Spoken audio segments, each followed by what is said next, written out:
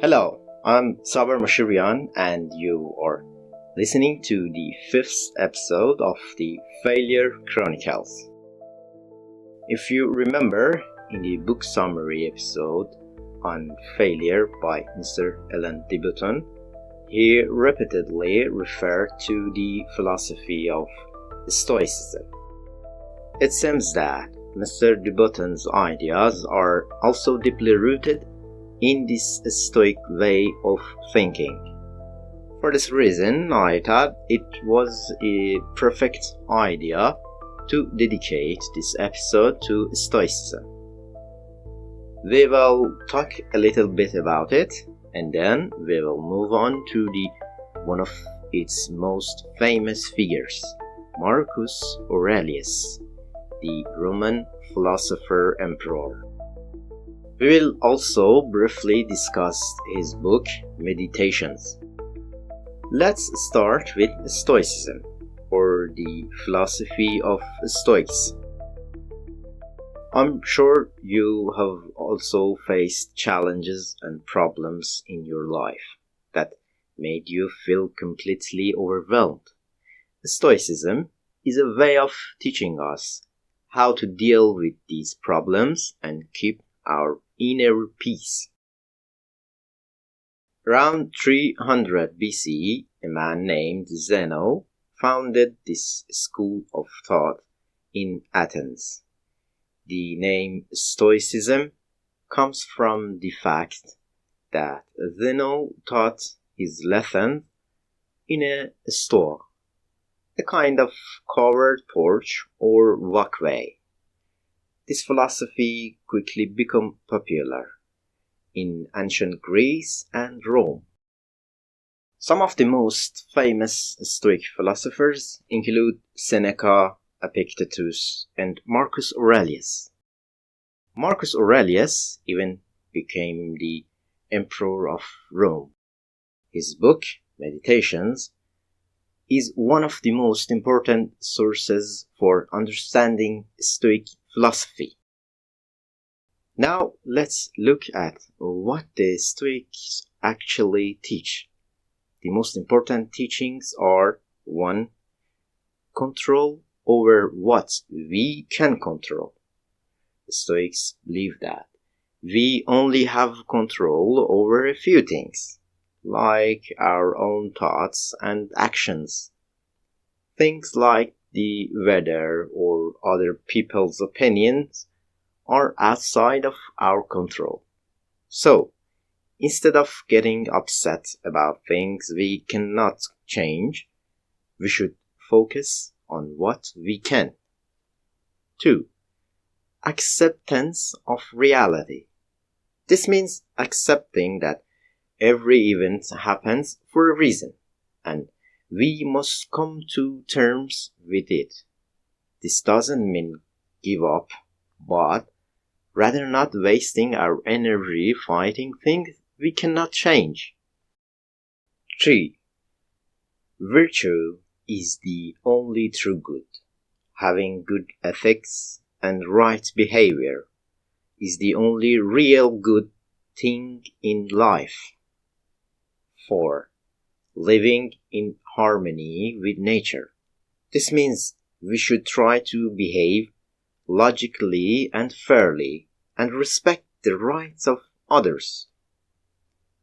To summarize, Stoicism teaches us how to approach life's problems calmly and logically, focus on what we can control, and seek virtue and a life in harmony with nature. Now, let's turn to Marcus Aurelius Antoninus, the Roman philosopher-emperor. He was adopted by Emperor Antoninus Plus, and in 161 AD, he became the emperor. It is said that Aurelius was more interested in philosophy than in ruling. He later said in his book that I accepted the throne because it was unavoidable, seeing it as a duty that nature had placed upon him.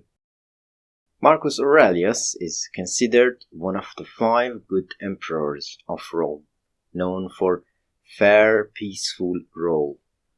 Among these 5, Marcus Aurelius holds a special place.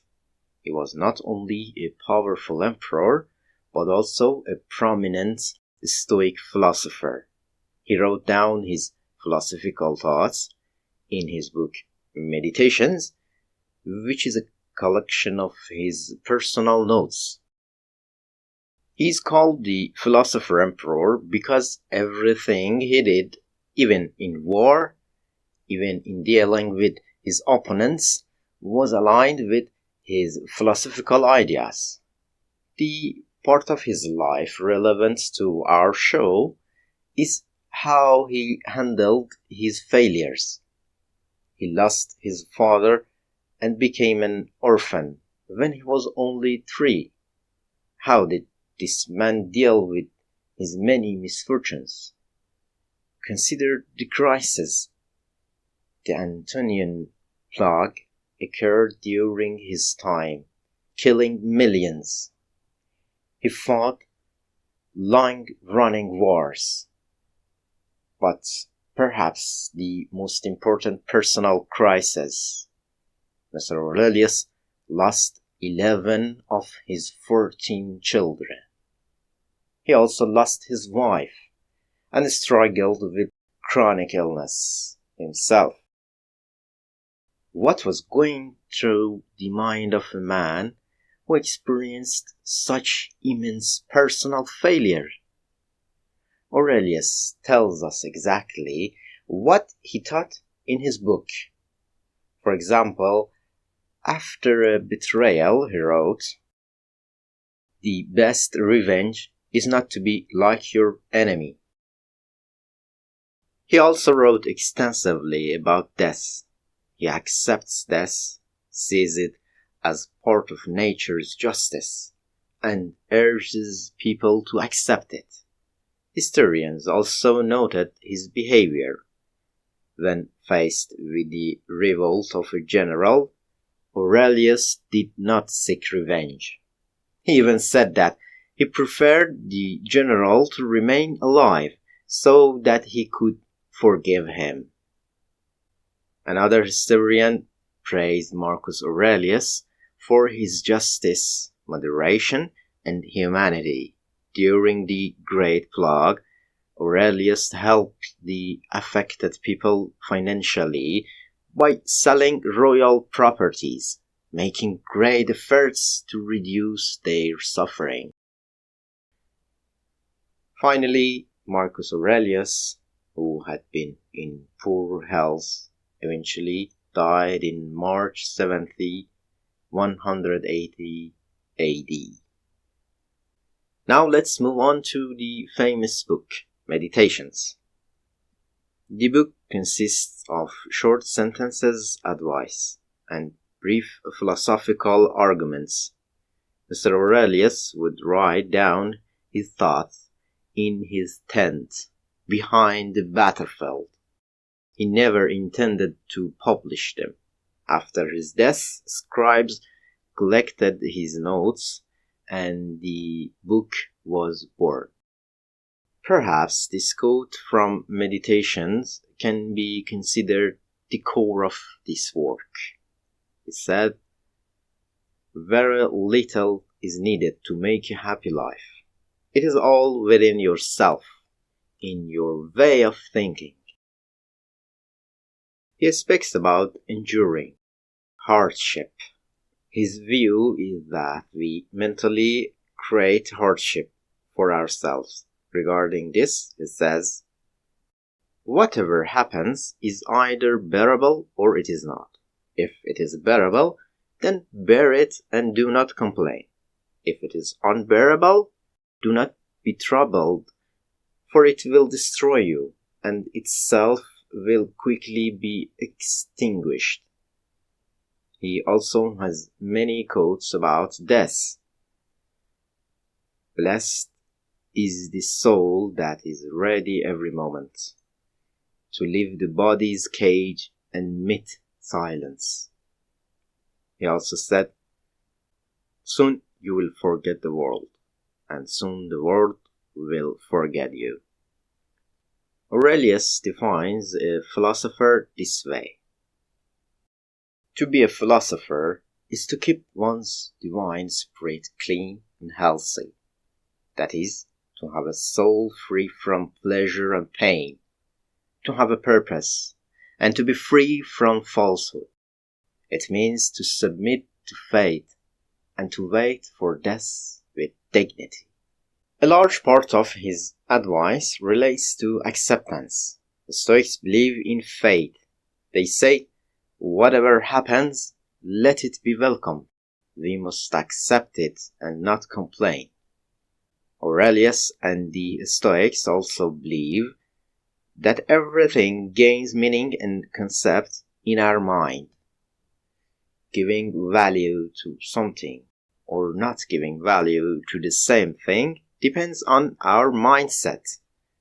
He says, nothing exists except our opinion of things. If you remove from your mind what seems painful, you yourself will be invulnerable. Myself? What is that? Your reason.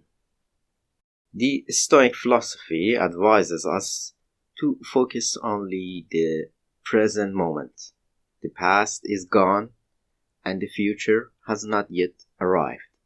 Based on their view that all events happen by chance and we have no control over them, it advises us not to worry about tomorrow. So, be happy today. Mr. Aurelius expresses this with these sentences. If you are going to live for 3,000 years, remember that the only life a person can lose is the one they are living now. This means that the longest and shortest lives do not differ, because the present time belongs equally to all. Let everything go and only hold on to these few true pieces of advice. Remember that a human lives only in present, in this passing moment. Never let yourself be worried by thinking about your whole life. Do not dwell on the various misfortunes that might happen to you. Instead, when faced with any misfortune, ask yourself, what part of this is unbearable and intolerable? Then, remind yourself that the past and the future have no power over you. Only the present commands you. These are a small fraction of the sentences and thoughts put forward by Mr. Marcus Aurelius, the Stoic philosopher king. The book is extensive and reading it can be very helpful.